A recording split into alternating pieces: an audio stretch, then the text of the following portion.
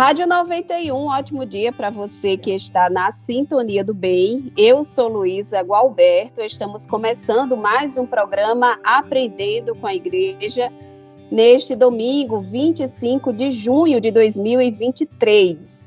E hoje no nosso programa vamos conhecer um pouco mais sobre o livro O Querigma nas Cartas de Paulo, que foi escrito por Bruno Tamancold. E antes de dar as boas-vindas aqui a Bruno, ao nosso programa, passar um pouco do histórico dele, né? Um pouco para a gente já ir introduzindo a nossa temática. Bruno Tamancold nasceu em Petrópolis, no Rio de Janeiro, em 1980. Ele é leigo, professor universitário, licenciado em História, bacharel em Teologia, pós-graduado em Teologia Sistemática e mestre em Educação. Ele é coordenador do curso de graduação em História e da pós-graduação em História do Cristianismo, ambos da Universidade Católica de Petrópolis.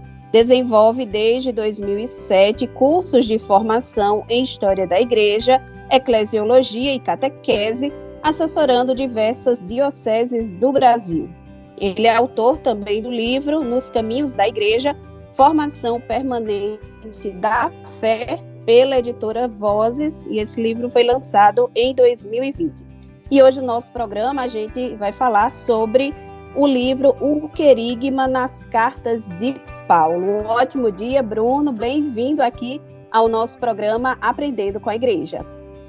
Bom dia, Luísa, um prazer muito grande estar aqui com você e com todos os ouvintes da Rádio 91.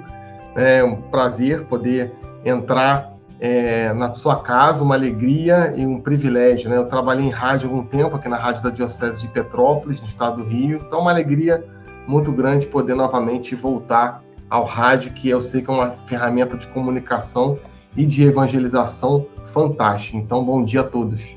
Sem dúvida, Bruno. E aí, para a gente já introduzir aqui a nossa temática, inclusive nesse período, né, do ano, a gente tem as festividades de São Pedro e São Paulo, né, por isso também a gente está trazendo essa temática hoje. E aí, em primeiro lugar, quem foi São Paulo? Então, São Paulo é um filho de judeus expatriados. O que significa? Significa que São Paulo não nasceu no território de Jerusalém, não nasceu na Judéia. Ele nasceu na capital romana da Cilícia, uma cidade gigantesca que se chama Tarso. Essa cidade Tarso, ela é um entreposto comercial entre o mundo oriental e o mundo ocidental. E é importante até o dia de hoje agora, né? Quando a gente compra alguma coisa desses sites da China, todas passam pelo estreito lá do rio Sídino.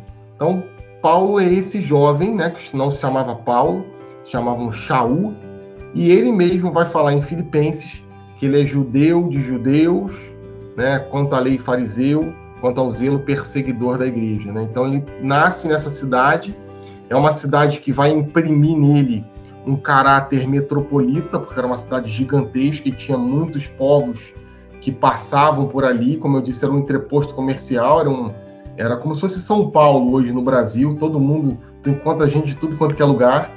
Então esse jovem, ele nasceu nessa cidade, e essa cidade foi imprimindo um caráter muito intelectual nesse jovem, né? Ele logo começou a estudar, né, com aproximadamente 6 anos, estudava em grego, né, estudava a língua grega, e ele se destaca entre os seus, ele mesmo vai falar isso em Atos dos Apóstolos, em Gálatas também, e depois, com aproximadamente entre 13 e 14 anos, ele vai para a escola em Jerusalém, que não era para todas as crianças, tá? Era uma escola que era para aqueles que, de certa maneira, se desenvolviam de uma maneira muito esmerada. Tal como a gente que mora no interior e vai fazer universidade na capital. Era basicamente isso a concepção desse jovem Saulo, né? E ali ele passa por momentos muito interessantes da vida dele. A gente faz no livro, Luísa, uma chamada história comparada. O que é isso?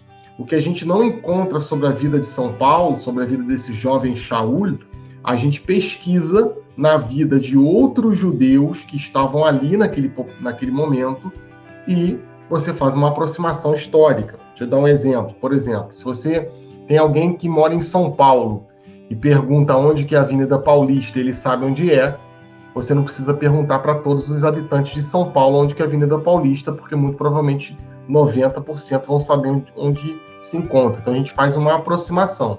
A gente sabe que esse jovem Shaul, ele com aproximadamente 6 anos, ele foi para a escola, né? A gente perguntou isso para ele? Não. Tem algum documento histórico falando isso? Também não. Mas a gente sabe que todos os judeus, sejam em Jerusalém, sejam fora de Jerusalém, com 6 anos eles vão para a vinha.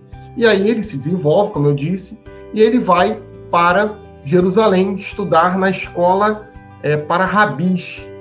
Seria hoje, se a gente pudesse fazer uma transcrição histórica, seria como fosse um seminário, tá? Um seminário, um convento, um mosteiro. E ali ele está no centro nevrálgico da sua religião. A família de Paulo era uma família de Shaul, era uma família também muito especial, porque eles eram da tribo de Benjamim. A tribo de Benjamim era uma tribo de elite do judaísmo. E ele também era a família também do partido dos fariseus, que era um partido que era basicamente o poder legislativo do povo de Israel. Então Paulo já nasceu, não num berço de ouro, mas já nasceu num meio intelectual fortíssimo. E lá, na escola de Jerusalém, ele se destaca também. Por que ele se destaca? Isso ele vai falar, né? Porque ele sabe a língua grega, ele tem uma mente prismática, que significa ele teve contato com muitas coisas, e as experiências que ele teve em Tarso deram ele uma musculatura teológica muito diferente dos seus colegas, que muitas vezes moravam no interior. E ali ele também se destaca, ele vai estudar com um célebre, famosíssimo rabi chamado Gamaliel, neto de Hilel, de uma tradição rabínica fantástica. E ali, com aproximadamente 25 a 26 anos, ele vai se formar rabi e vai entrar para o Sinédrio Judaico. E isso era uma novidade, porque muito jovem, entra para o Sinédrio Judaico, e o Sinédrio Judaico era a mais alto posto da hierarquia eclesiástica judaica. Podemos fazer essa brincadeirinha com as palavras, né?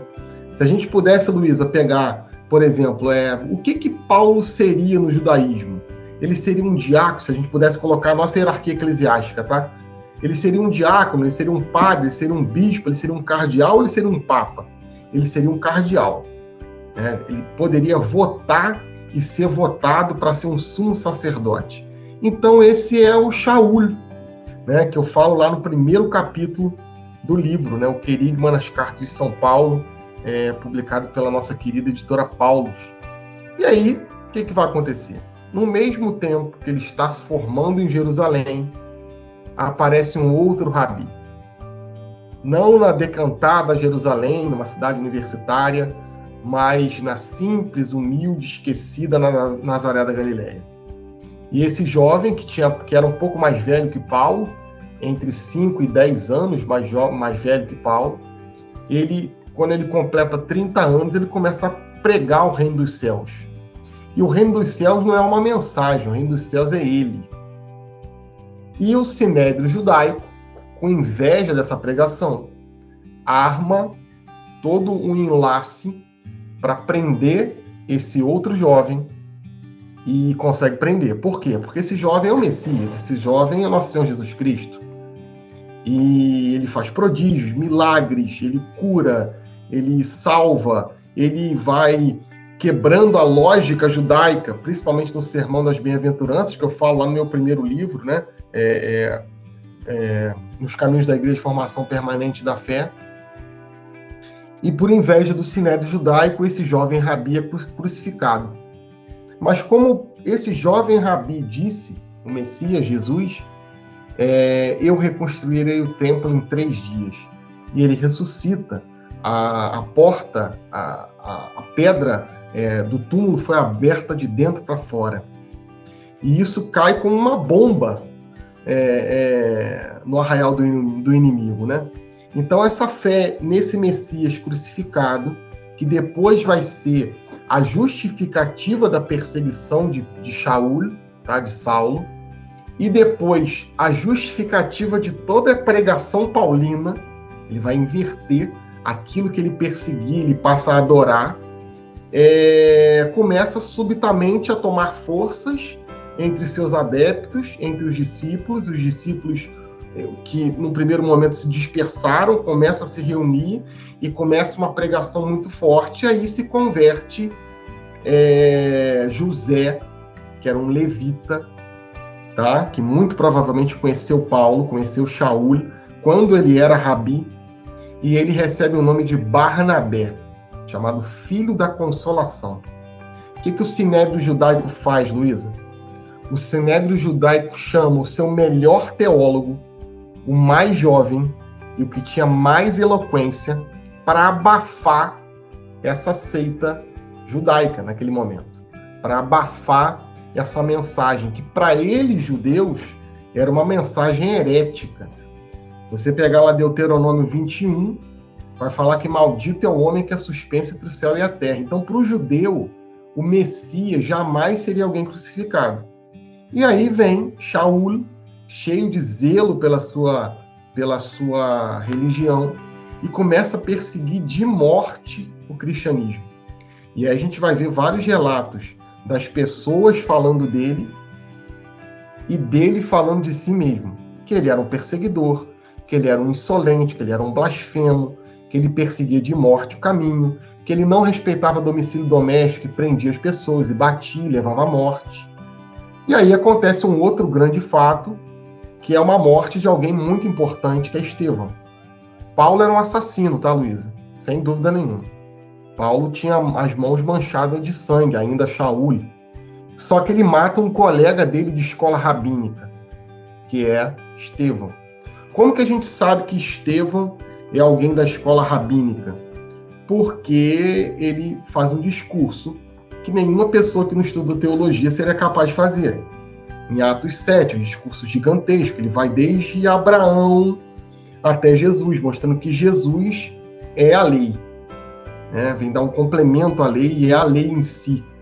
E aí Saulo manda matar esse cara, por isso que as pessoas colocam os mantos aos seus pés. Ele era um juiz, o juiz não prende ninguém, ele manda prender. O juiz não manda matar ninguém, ele manda matar. E aquilo vai ferroando a consciência dele. Em Atos 26, ele vai ter uma visão de Jesus, e Jesus vai falar: Saulo, Saulo, dura coisa é recalcitrar-te contra os aguilhões. O que significa? Dar murro em ponta de faca. E aí, depois que ele mata Estevão, ele sai de Jerusalém, porque as pessoas ficaram com muito medo, e aí ficaram escondidas, e ele vai para Damasco, aonde ele era o chefe da igreja de Damasco, do judaísmo, né? E nesse caminho ele encontra aquele que ele perseguia. E esse é Paulo, né? Ele demora aproximadamente 13 anos, desde esse momento até a viagem missionária. Mas aí já é um outro assunto. E aí, Bruno, no seu livro, o título, na verdade, né, ele fala assim, o querigma nas cartas de Paulo. E eu queria que você falasse um pouquinho para a gente como é que podemos definir, né, esse nome, né, essa palavra, querigma, e de que forma ela está apresentada nessas cartas paulinas. Então, eu disse que Paulo ficou 13 anos para começar a pregar, né? Por quê? Porque ele vai para a Arábia e ele fica 3 anos na Arábia, meio que fazendo um retiro, tá? Ele volta para Damasco e ele começa a pregar em praça pública, porque ele quer converter os judeus. Só que essa não era a missão que Deus quis para ele, que Jesus quis para ele. Paulo é para converter os outros povos, os povos pagãos. Ele é fugido de Damasco, né? As pessoas abaixam ele numa cesta. Ele vai para Jerusalém, os apóstolos não acreditam nele. Depois Barnabé o acolhe, o leva para Pedro e fica 3 meses com Pedro. Depois ele meio que é levado para Tarso, porque Jesus aparece para ele: ó, vai embora porque você não pode ficar aqui. E ele fica 10 anos em Tarso. Quando tem um avivamento em Antioquia da Psídia, Barnabé, que já o conhecia, convida para ir para a ilha de Malta, tá? Para a ilha de Pafos, na verdade, Malta é onde que ele vai sofrer um naufrágio. E ali eles começam a pregar para o procônsul Sérgio Paulo, e vem o Elimas, que quer atrapalhar, tipo um mago, né? Porque se o procônsul se convertesse, o mago perderia o emprego. E aí Paulo fala duramente com ele, fala, você ficará cego, e ele fica cego. Então, nesse momento, Paulo vira São Paulo, vira o Paulo que a gente conhece, né? E começa a escrever as cartas. Por que ele começa a escrever as cartas, Luísa? Todos os lugares que ele escreve cartas, ele já esteve. Então ele vai começar a visitar as comunidades, fundar as comunidades e lá escrever cartas para essas comunidades. Por exemplo, 1 e 2 Coríntios, né, a comunidade de Corinto, na Grécia. Ele fica 18 meses lá. E ele depois vai escrever de Éfeso, que ele está preso, a primeira carta aos Coríntios, que vai ter o hino do amor. O que é o querigma, então? Desculpa ter dado essa volta. São cartas que apresentam o primeiro anúncio da mensagem de Jesus. Então a palavra querigma, ou querigma, do grego, significa primeiro anúncio. E ele vai montar, Paulo, com a sua genialidade, nós vimos lá no primeiro bloco como ele é genial, uma estratégia de pregação para quem nunca ouviu falar no nome de Jesus. E ele vai começar com o amor de Deus, com o pecado, né? O salário do pecado é a morte, o amor de Deus, ainda se eu falasse a língua dos homens e dos anjos, sem amor eu nada seria. Jesus Salvador, porque a cruz de Cristo, né? Toda a perseguição dele vai gerar pregação. Jesus Cristo, fé e conversão, tá? Espírito Santo e comunidade.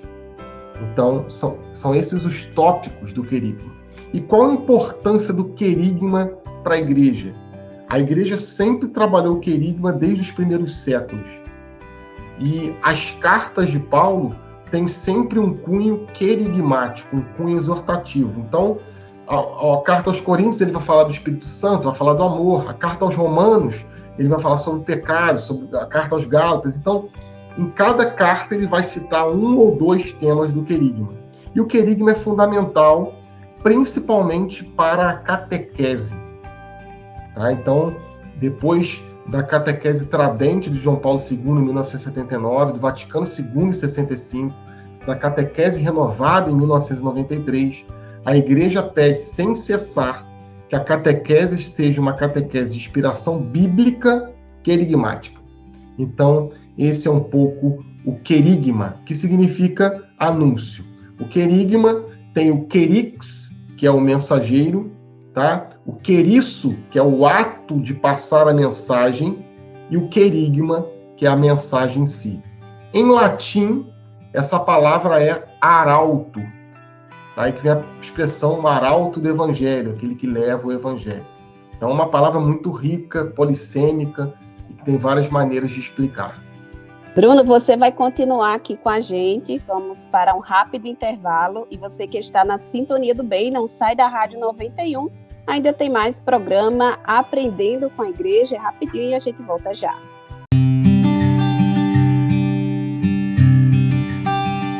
Rádio 91 de volta com o programa Aprendendo com a Igreja na manhã deste domingo, 25 de junho de 2023. Hoje, no nosso programa, estamos falando sobre o livro O Querigma nas Cartas de Paulo, que foi publicado pela Paulus Editora e foi escrito por Bruno Tamacoldi, que é o nosso entrevistado hoje. Estamos conhecendo um pouco mais sobre a história de Paulo, também sobre o querigma presente nas cartas paulinas. E nesse segundo bloco, Bruno, eu queria que a gente começasse falando um pouquinho sobre qual o papel do querigma, como as cartas de São Paulo podem nos ajudar a melhor compreendê-lo. Então, como eu disse no final do nosso primeiro bloco, o querigma é o primeiro anúncio, tá? Então, ele é a base de todo o processo de pregação para alguém que está se aproximando da igreja. Então, é fundamental que uma pessoa que entre no processo de conversão à igreja, ou de retorno à igreja, ou de reavivamento da fé, tenha isso ante os seus olhos. O que é o querigma? Esses passos de pregação. É interessante que o próprio Catecismo da Igreja Católica vai trabalhar os tópicos do querigma em sua organização, né? O Catecismo da Igreja Católica, que saiu lá em 1992, né, promulgado pelo grande Papa João Paulo II, de saudosa memória, e teve a coordenação de outro grande Papa, que foi o Papa Bento XVI, ainda como cardeal Joseph Ratzinger. Então, é toda uma pregação querigmática. Sem dúvida, Luísa, quando alguém entra na igreja ou se aproxima de novo da igreja, ou mesmo os batizados, precisam conhecer o processo do querigma, que é justamente aqueles passos que eu disse para você, a gente pode recordar. Amor de Deus, pecado, fé e conversão, Jesus Cristo, fé e conversão, tá? Espírito Santo e comunidade. São esses 6 tópicos que a pessoa é apresentada para ter uma noção do que é a vida da graça, o que é a vida da igreja, um pouco também de história da igreja, um pouco de história da salvação. Então, é o primeiro anúncio. Esse primeiro anúncio, Luísa, ele vai te dar milhares de conexões para entrar em outras temáticas.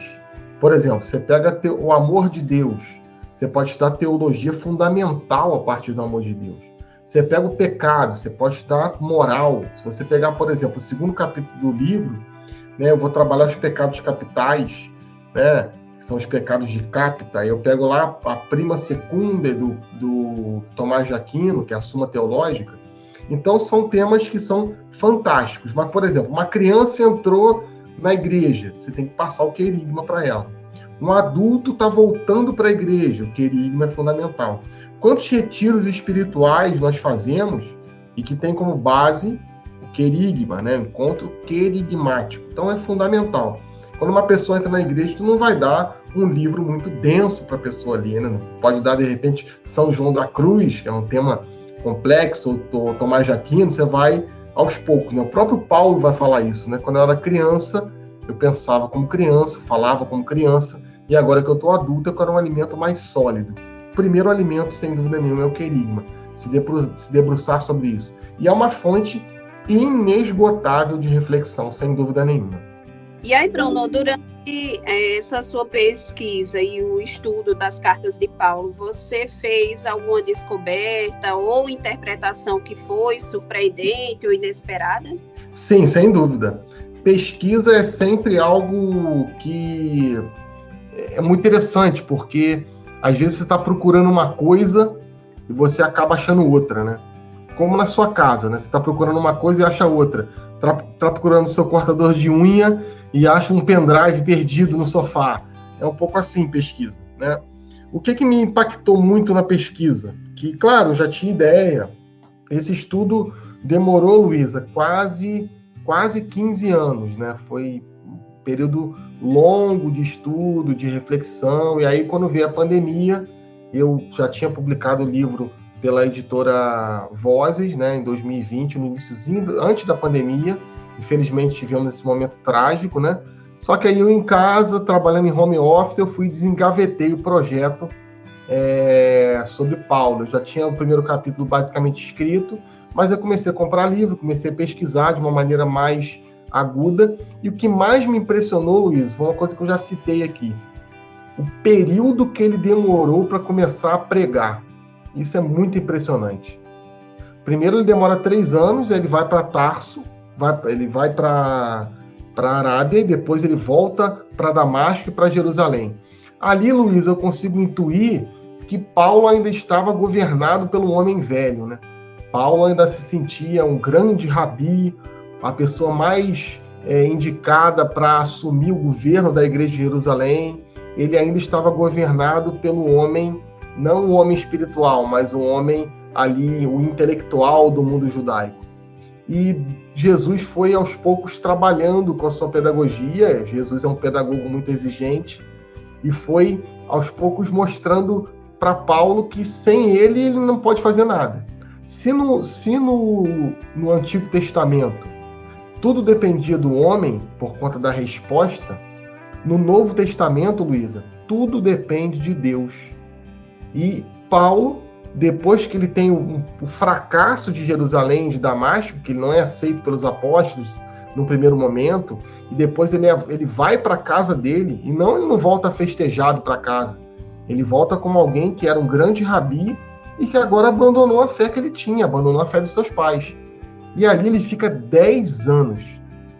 Imagina, um homem que tinha um posicionamento espetacular na sua fé, um homem que era um grande líder, um grande mestre do judaísmo, era um rabi, era um fariseu, né? Era membro do Sinédrio, então era a mais alta casta do judaísmo. Ele se converte, encontra uma verdade impactante, uma mensagem espetacular, e só começa a sua missão depois de 10 anos. Isso me impressionou muito, muito.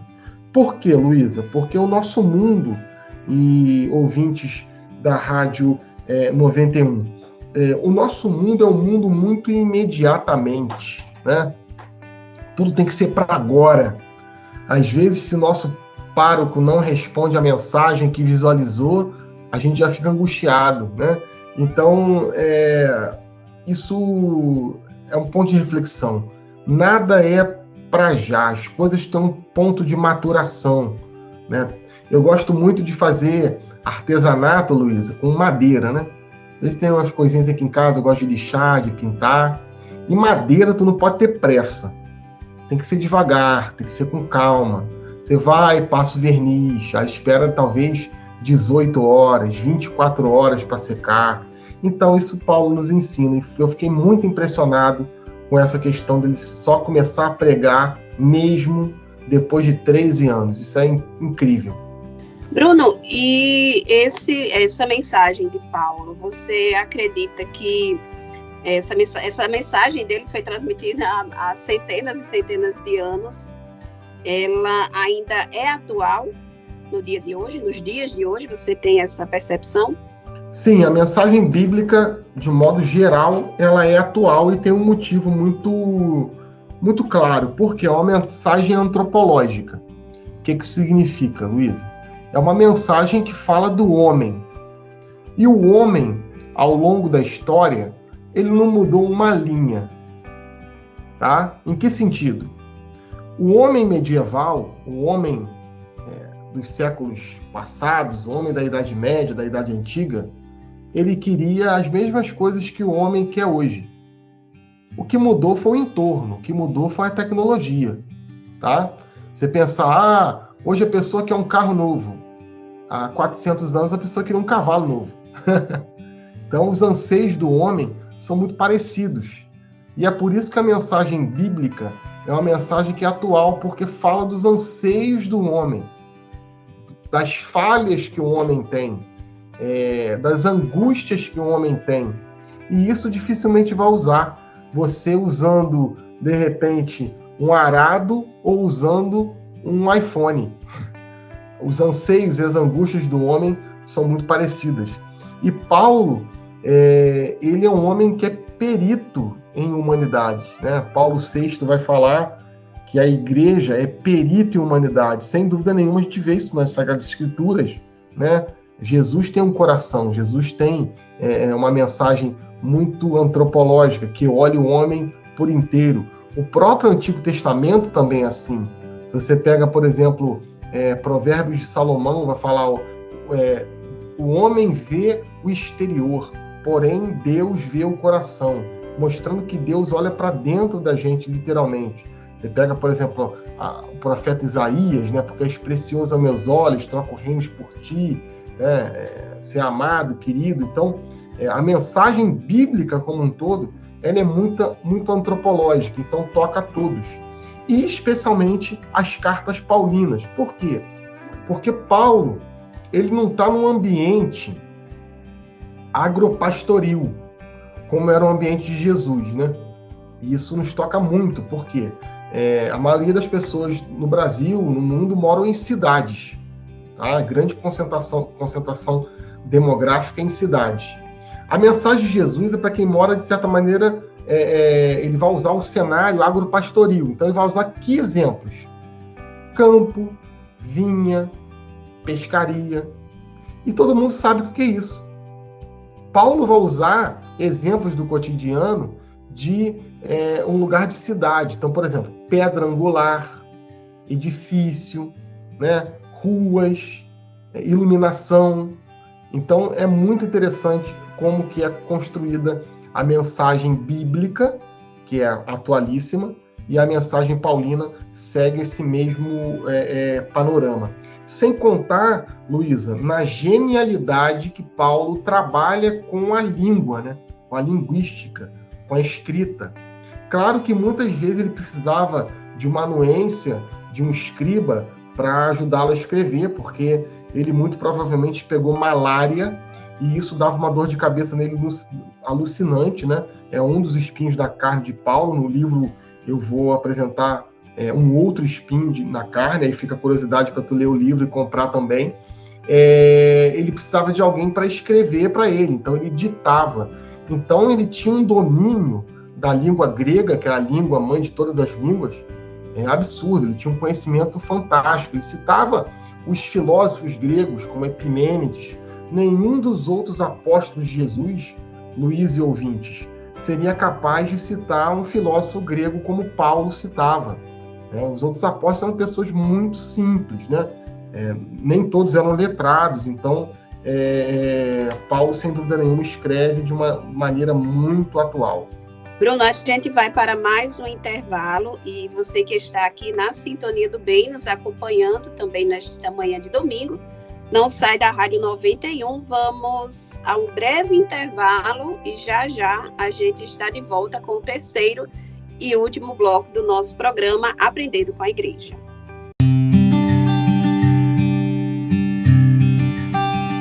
Rádio 91 de volta com o programa Aprendendo com a Igreja na manhã deste domingo, 25 de junho de 2023. E hoje no nosso programa estamos falando sobre o livro da editora Paulus, O Querigma nas Cartas de Paulo. E estamos conversando com o escritor desta obra, o Bruno Tamancoldi. E aí, Bruno, nesse terceiro e último bloco, eu queria que a gente começasse falando um pouco sobre como é que está organizado o livro e o que os leitores vão poder encontrar na obra O Querigma nas Cartas de Paulo. Então, queridos ouvintes da Rádio 91 e Luísa, né? O livro é dividido em 9 capítulos, tá? No primeiro capítulo, é Saulo dos primeiros estudos à conversão. Antes, tem a apresentação do livro, né? Então, o que é o imperativo formativo, tá? Que é autoformar-se, que é o imperativo de todo cristão, e o que pretendemos com esse livro, tá? Essa é a primeira apresentação. E aí vem o primeiro capítulo, que foi lá o que eu falei lá no primeiríssimo bloco, lá, a sua primeira pergunta, né? Quem é Paulo, né? E aí, Saulo dos primeiros estudos à conversão. E ele é subdividido nos seguintes tópicos: aos pés do Monte Taurus, que é uma montanha que circundava a cidade de Tarso, de artesão de tendas a rabino, a lei oral, quando Paulo começa a estudar a lei oral, aos pés de Gamaliel, isso em Jerusalém, Estevão, um espinho na carne, essa parte é bem interessante, que eu vou apresentar como Estevão era o freio da vaidade de Paulo, né? Porque toda vez que ele falava de Jesus, ele lembrava do seu amigo que ele levou à morte. E é por isso que Paulo muitas vezes falava: eu sou só um abortivo, eu não sou considerado ser chamado apóstolo, etc. Tá? Saulo, Saulo, por que me persegues? Levanta-te e entra na cidade. E aí ele é batizado por Ananias, né? O segundo capítulo, eu vou falar um pouco sobre o que é o querigma, utilizando a própria palavra que Paulo fala, né? Ai de mim, se não evangelizar. E aí, porque sem mim nada podeis fazer, é bom esperar no silêncio. E o que é a missão querigmática? A partir do terceiro capítulo, Luísa, eu começo a explicar, apresentar de maneira pastoral, tá? O livro é um livro pastoral, então não é um livro acadêmico. Isso quer dizer, eu quis escrever um livro para que todo mundo tivesse acesso a essa história, porque, Luísa, muitas vezes nós temos textos de São Paulo que às vezes as pessoas fazem muita questão de não serem entendidas, né? Isso é um texto muito complexo. Então, eu fiz um texto, não é um texto simplório, claro, mas é um texto que eu uso muito exemplos, uso coisas pessoais, para que todo mundo tenha acesso, tá? Então, é um texto pastoral. Lembrando que cada capítulo, no final, eu tenho atividades que podem ser trabalhadas de maneira individual ou de maneira pastoral. Você pode levar o livro para catequese, você pode levar o livro para os círculos bíblicos, você pode levar o livro para o Terço dos Homens, você pode levar o livro para o cursilho de cristandade, você pode levar o livro para o grupo de oração, tá? Enfim, para as nossas diversas realidades pastorais. Então, no capítulo 3, eu vou começar com o primeiro tópico do querigma, que é o amor de Deus. Se não tivesse amor, eu nada seria. E esse capítulo está dividido da seguinte maneira: a essência do amor, o que é o amor de Deus? O valor do amor, quanto ele dura, os atributos do amor e, de novo, a duração do amor. Tá? Então, o valor do amor, os atributos do amor e a duração do amor. Tudo é embasado na carta de São Paulo aos Coríntios. Tá? O pecado está lá na página 71. Tá? A origem do pecado, os 7 pecados capitais, a soberba e seus filhos, orgulho e vaidade. E aí eu vou trabalhar os 7 pecados capitais: a inveja, a ira, a avareza, a gula, a luxúria e a preguiça. E aí o salário do pecado é a morte, que está lá em Romanos. Tá? Então, é um capítulo também bem robusto, mas que, como Paulo vai escrever, não é algo moralista. Em que sentido? Não é só uma exortação do erro do pecado, mas é uma solução também para a salvação. Né? Ele vai falar: o salário do pecado é a morte, mas a graça de Cristo nos resgata verdadeiramente. O 5º capítulo é o terceiro tópico do querigma, Jesus Salvador. E aí vem a promessa da redenção, a kênosis, tua cruz para o teu rei, morte, onde está a tua vitória, né, que é um poema de Paulo, né? Morte, onde está a tua vitória? Ó cruz, aonde está o teu aguilhão? Então é um texto cristológico que eu vou mostrar quem é Jesus e a sua salvação. E aí a salvação em Cristo convida o interlocutor, o leitor, o crente, a uma conversão, a uma fé, uma conversão. E esse é o 4º tópico do querigma e o 6º capítulo do livro, Fé e Conversão. A obediência na fé: é duro para ti recalcitrar-te contra o aguilhão, que felizes são de fato os que creem. Jesus Cristo é o último tópico desse capítulo. O 7º capítulo, o Espírito Santo, tem os 7 dons, tá? E aí eu vou subdividir: ele que falou por meio dos profetas, na plenitude dos tempos, fala pela boca de seu Filho, fé, Cristo e Espírito Santo, irriga o que é árido. E o 8º capítulo, um capítulo muito querido para mim, que é falando sobre a comunidade. É o 8º capítulo e o 6º tópico do querigma. Então eu vou falar sobre a igreja. O que Paulo fala sobre a igreja? Ele vai cunhar o termo esposa de Cristo, tá? A igreja humana e divina, a igreja una, santa, católica e apostólica.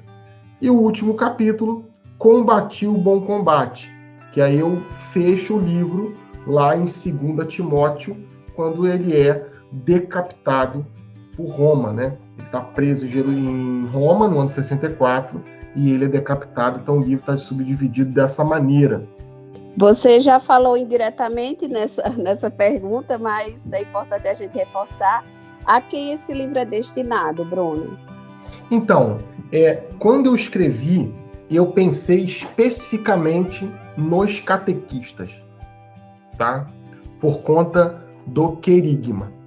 Mas ele é um livro que é um retiro espiritual. Então, não é só para o catequista. A gente vai ter na Sacrosanto Contínuo do Vaticano II, mostrando que a catequese é, de certa maneira, obrigação de todo cristão. Então, entender os tópicos do querigma é obrigação de todo cristão para poder evangelizar. Então, eu tenho utilizado esse livro em assessorias, né? Espero um dia visitar Natal, né? Tenho feito assessorias para falar para diversos grupos eclesiais, catequistas, tá? Ministros extraordinários da Sagrada Comunhão, tá? Padres, né? Peguei um retiro para padres no último semestre, tá? Uma manhã lá em Guarulhos, né? Então, são diversas realidades pastorais. Você que é do grupo de jovens, você que é do encontro de casais, do SCC, você que é do cursilho de cristandade, você que é dos movimentos sociais, né? Pastoral da criança, pastoral carcerária, né? Enfim, é para todo cristão, de certa maneira. Mas o primeiro itinerário, sem dúvida nenhuma, é o catequista. Bruno Tamancoldi, a gente agradece muito a sua participação aqui no programa Aprendendo com a Igreja, conhecer um pouco mais sobre a história de São Paulo e também sobre essa obra que você lançou, né? Um livro que a gente percebe que é algo muito rico, então já fica até a dica aí para os nossos ouvintes adquirirem essa obra. Aqui em Natal nós temos a Livraria Paulus, mas também é possível adquirir pelo site da editora. Eu vou passar aqui para você que nos ouve, é paulus.com.br, Paulus com U, paulus.com.br. Também tem um contato telefônico no DDD 11 99974 1840. E hoje, com a facilidade da internet, a gente tem a possibilidade de comprar online e retirar na loja, né? Então fica ainda mais prático. E agradecer mais uma vez, Bruno, a sua participação aqui conosco nessa manhã de domingo.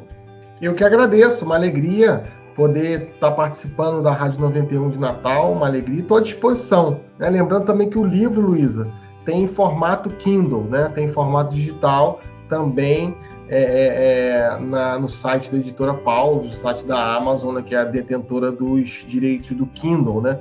Então, para quem gosta de ler livro digital, também é uma possibilidade. E desejo a você e a todos os ouvintes da Rádio 91 um ótimo domingo, e deixo uma reflexão final, né? Paulo, no final da vida, ele está ali já preso, com a sua data de morte marcada, e ele está abandonado, né? Lá em 2 Timóteo 4 ele vai falar: olha, quando teve a minha primeira defesa, ninguém foi ao meu favor, né?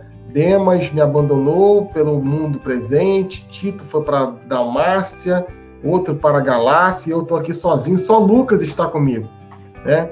Então, ele vai morrer velho, com frio, numa masmorra, chamada Masmorra Marmetina, e está louvando a Deus, mostrando, Luísa, que o caminho de seguimento de Nosso Senhor Jesus Cristo é um caminho que, nesse mundo, não tem coroa. A coroa é na glória, a coroa é no final. Ele mesmo: combati o bom combate, completei a carreira, guardei a fé. Para mim, está guardada uma coroa incorruptível, né? E ele tomba, morre em Roma como um prisioneiro e entra no céu como um príncipe, como um santo, né? Então ele vai falar, né? Sede meus imitadores, como eu sou de Cristo, né? Então nós que somos católicos temos a intercessão dos santos, né? Vamos comemorar agora dia 29 São Pedro e São Paulo, dia 25 de janeiro é a conversão de Paulo, é outra festa também que a igreja comemora. Então que nós possamos seguir os caminhos que Paulo trilhou rumo ao coração misericordioso de nosso Senhor Jesus Cristo. Sem dúvidas, Bruno. Mais uma vez, obrigada pela sua participação, e torcer para que você venha logo a Natal, para a gente também conhecê-lo pessoalmente. E você que nos acompanhou aqui pela Sintonia do Bem, também muito obrigada pela sua audiência. Lembrando que o programa retorna na semana que vem, no domingo, a partir das 10 horas da manhã. Você não sai da Sintonia do Bem, vem chegando aí a transmissão da Santa Missa, diretamente da Catedral Metropolitana. Um ótimo dia, fique com Deus e na Rádio 91.